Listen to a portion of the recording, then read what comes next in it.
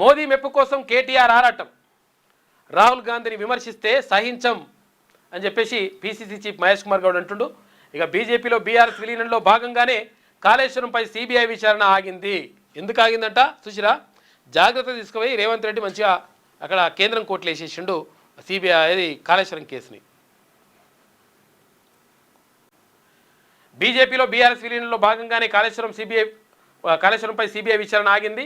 ఈ కేసును సిబిఐకి అప్పగిస్తే 48 గంటల్లో తెలుస్తామన్న కిషన్ రెడ్డి, సంజయ్ మౌనంగా ఎందుకున్నారని చెప్పేసి ఎవరు కిషన్ రెడ్డి మాట్లాడిన మాటల్ని రికార్డుని వినిపించిండు.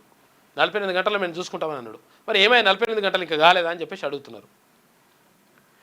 జస్టిస్ సుదర్శన్ రెడ్డికి మద్దతు ఇవ్వని బీఆర్ఎస్కు తెలంగాణ పదం పలికే అర్హత లేదని చెప్పేసి ఫైర్ అయ్యిండు మహేష్ కుమార్ గౌడ్. ప్రధాని నరేంద్ర మోడీ మెప్పు కోసం కాళేశ్వరం విచారణ నుంచి తప్పించుకునేందుకు కేటీఆర్ ప్రయత్నిస్తున్నాడని పిసిసి చీఫ్ మహేష్ కుమార్ గౌడ్ మండిపడ్డారు. అయితే రాహుల్ గాంధీని విమర్శిస్తే సహించబోమని హెచ్చరించారు. దేశం కోసం సర్వం త్యాగం చేసిన గాంధీ కుటుంబం గురించి మాట్లాడే స్థాయి కేటీఆర్కు ఎక్కడిదని ప్రశ్నించారు. ఇక శనివారం గాంధీ భవన్లో మహేష్ కుమార్ గౌడ్ మీడియాతో మాట్లాడిండు.